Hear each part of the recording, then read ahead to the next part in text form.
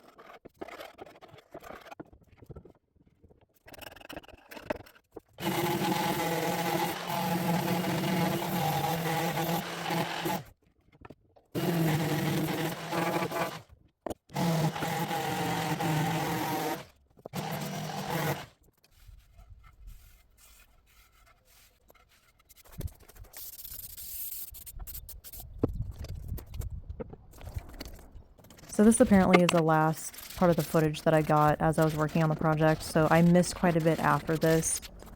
I had initially shellacked those doors and was contemplating keeping them completely bare wood just because of the beautiful wood grain, but I didn't like how like red they were in comparison to the rest of the piece, so I did go ahead, I painted that, and then all of this distressing that I'm doing that you can see all this like chalky scratches behind, I resealed everything so then it hid all of that.